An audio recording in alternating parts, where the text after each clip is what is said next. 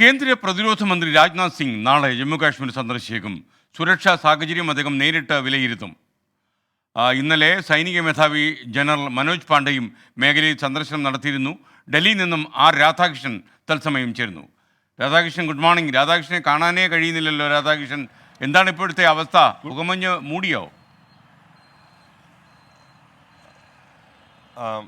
ഇത് ഡൽഹിയിലെ ഈ ദേശീയപാതകളുടെ ഒരു ഡൽഹിയിലെ സമീപ മേഖലകളിലെ ഞാനീ ഉള്ളത് ഡൽഹിക്ക് സമീപമുള്ള ദാദ്രി എന്നുള്ള സ്ഥലത്താണ്. അത് ഉത്തർപ്രദേശിന്റെ ഭാഗമായിട്ട് വരുന്ന മേഖലയാണ്.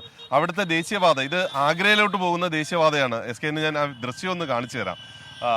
തൊട്ടടുത്ത് ഒരു 10 മീറ്റർ പോലും ദൃശ്യപരിധി ഇല്ലാത്ത വിധത്തിലാണ് ഇപ്പോഴത്തെ ഒരു സാഹചര്യം ഇവിടെ ഉള്ളത്. അടുത്തു പോകുന്ന വാഹനങ്ങൾ അത് ലൈറ്റ് ഇട്ട് വന്നാൽ പോലും ആ വാഹനങ്ങൾ തിരിച്ചറിയാൻ പറ്റാത്ത വിധത്തിലാണ് അവസ്ഥയുള്ളത്. അങ്ങനെ വാഹന ഗതാഗതം ഏതാണ്ട് വലിയ ബുദ്ധിമുട്ടാകുന്ന വിധത്തിലേക്ക് എത്തിയിരിക്കുന്ന ഒരു സാഹചര്യമാണ് നമുക്ക് ഈ ദേശീയപാതയിൽ കാണാനായിട്ട് സാധിക്കുന്നത്.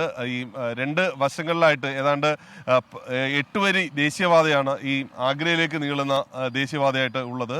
പൂർണ്ണമായിട്ടും വാഹന ഗതാഗതത്തിന് തടസ്സമാകുന്ന വിധത്തിലാണ് ഇവിടുത്തെ ഒരു സാഹചര്യം. സമയം ഇത്രയായിട്ടും വെളിച്ചം ഇത്ര വീണിട്ടും ഇങ്ങനെ ഒരു പുകമഞ്ഞ് മാത്രമായിട്ട് നിൽക്കുന്ന ഒരു കാഴ്ചയാണ് നമുക്ക് കാണാനായിട്ട് സാധിക്കുക. ഈ വലിയ വാഹനങ്ങളെ സംബന്ധിച്ച് അവരെല്ലാം വഴിയിൽ കുടുങ്ങിക്കിടക്കുന്ന ഒരു അവസ്ഥയാണ്. ലൈറ്റ് ഇട്ടാൽ പോലും കാണാൻ പറ്റാത്ത ഒരു സാഹചര്യം, വലിയ ബുദ്ധിമുട്ടാകുന്ന ഒരു അവസ്ഥയിലേക്ക് എത്തിയിരിക്കുന്നു. വിമാനങ്ങളുടെ സർവീസ്, ഡൽഹിയിൽ നിന്നുള്ള വിമാനങ്ങളുടെ സർവീസും ഒക്കെ വലിയ രീതിയിൽ പ്രതിസന്ധിയിലാകുന്ന ഒരു സാഹചര്യമാണ്. അടുത്ത ദിവസങ്ങളിൽ കാര്യങ്ങൾ ഇങ്ങനെ പോവുകയാണെങ്കിൽ കൂടുതൽ ബുദ്ധിമുട്ടാകുന്ന വിധത്തിലേക്ക് അവസ്ഥ എത്തും എന്നുള്ളതാണ് ജനങ്ങളെ സംബന്ധിച്ച് ഏറ്റവും പ്രയാസകരമായിട്ടുള്ള ഒരു അവസ്ഥയായിട്ട് നിലനിൽക്കുന്നത്.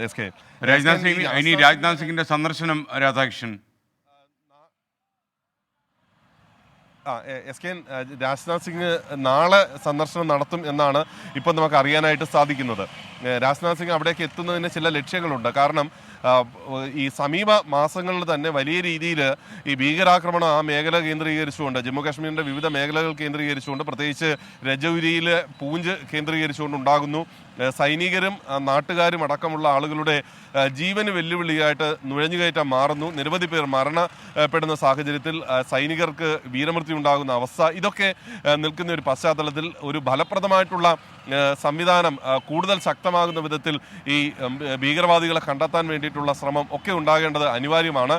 ഇതിനു വേണ്ടിയിട്ടുള്ള ചർച്ചയാണ്, ഉന്നതതല ചർച്ചയായിരിക്കും അദ്ദേഹത്തിൻ്റെ നേതൃത്വത്തിൽ അവിടെ നടക്കാനായിട്ട് പോകുന്നത്. വ്യോമസേനയുടെ സഹായം പല മേഖലകളിലും തേടിയാൽ ഈ ഭീകരരെ കണ്ടെത്തുന്നതിന് കൂടുതൽ സഹായകമാകും എന്നൊരു നിരീക്ഷണം ഇപ്പോൾ ഉണ്ടായിട്ടുണ്ട്. പ്രത്യേകിച്ച് ഈ വനമേഖലകൾ കേന്ദ്രീകരിച്ചുകൊണ്ട് ഇവർ തങ്ങുകയും സാധാരണ ജനങ്ങളെ അടക്കം കൊന്നൊടുക്കുകയും ചെയ്യുന്ന ഒരു രീതി അവർ അവലംബിക്കുന്നത് കൊണ്ട് അങ്ങനെ രാജ്നാഥ് സിംഗ് നാളെ എത്തുമ്പോൾ ഇതടക്കമുള്ള കാര്യങ്ങൾ അദ്ദേഹം ചർച്ച ചെയ്യും എന്നാണ് അറിയുന്നത്. ഒപ്പം ഈ പൂഞ്ചടക്കമുള്ള മേഖലകളിലെ സാഹചര്യം അദ്ദേഹം നേരിട്ട് വിലയിരുത്തുമെന്നും അറിയാൻ സാധിക്കുന്നു.